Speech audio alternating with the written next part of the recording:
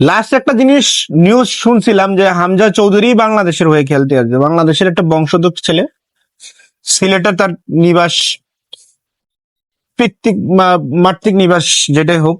তো এই ছেলেটা বাংলাদেশে পাসপোর্ট পাইছে, ওদিনকে বাফুফের যে নির্দেশ দিল যে তাকে আমরা আশাবাদীতে আমরা আমাদের টিমে, ন্যাশনাল টিমে, আমাদের ফুটবল, আমাদের নামে মাত্র যে ফুটবল ফেডারেশনটা আছে সেই ফেডারেশনের উদ্যোগে সে বাংলাদেশ ন্যাশনাল টিমে খেলবে, এরকম একটা স্টেটমেন্ট দিছে সে। ভাই হামজা ভাই, তুই দয়া করে, তুই খুব ভালো একটা পজিশনে আছিস ভাইয়া। তুই এইখানে আইসা অ্যাটলিস্ট তোর নিজের ইজ্জত সম্মান মান সম্মান কিছু খুয়াইস না ভাইয়া। তুই পারলে উগান্ডার হয়ে খেল, আফ্রিকার কোন দেশ হয়ে খেল, তুই জামাইকার হয়ে খেল, তোর তো জামাইকায় হওয়ার খেলার সুযোগ আছে, তাও বাংলাদেশে খেলিস না ভাইয়া, আমার কাছে অনুরোধ। কারণ আমরা, তুই তো ভালো ফুটবল খেলা বুঝোস, তুই তো ভালো ফুটবল খেলোস, তার যার কারণে তোর সম্মান কিন্তু ইংলিশ প্রিমিয়ার লিগ পর্যন্ত গেছে। কিন্তু দয়া কইরা মায়া কইরা ভাইয়া তোর ইজ্জতটা তুই খাইস না ভাইয়া। কারণ এদেশের ফুটবলাররা বেসিক ফুটবলটা শিখে নেয় এখনো। যার উদাহরণ আমি কয়েক ম্যাচ দিতে পারবো, যারা ফুটবল নিয়ে সাফাই গাছ, ফুটবল নিয়ে যারা জানে, কয়েক ম্যাচ তাকে আমরা আপনার বিশ্লেষণ করতে, অ্যানালাইসিস করতে পারবো যে আসলে এরা বেসিক ফুটবলটাই জানে না। বাংলাদেশের ফুটবলাররা বেসিক ফুটবলটাই জানে না।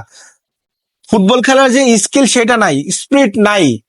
যে একটা প্লেয়ার যদি স্কিলই না থাকে তাহলে সে ফুটবল খেলে কেমনে ভাই? আমি তো তাকে কি ছোটবেলা কি ফুটবল খেলা শিখাইছে, মানে বিকেএসপি থেকে ফুটবল খেলা শিখাইছে তারা, দুবাউরা আখাউড়া এগুলোর থেকে ফুটবল খেলা শিখাইছে। এই ফুটবল খেলোয়াড়রা ন্যাশনাল টিমে নিয়ে এসে ঠিক মতন বল রিসিভ করতে জানে না, ঠিক মতন বল ড্রিবলিং করতে জানে না, ঠিক মতন বল পাস করতে জানে না, শুধু ভুল পাস, ইচ্ছা মতন মানে থ্রো করতেছে, ইচ্ছা মতন একটা বল এরিয়াল বল দিচ্ছে ভাই। মানে ছেলে খেলা ফুটবলটা মনে করতেছে ভাইয়া। তুই এখানে যদি আসিস তোর নিজের মান সম্মানটা চলে যাবে ভাইয়া।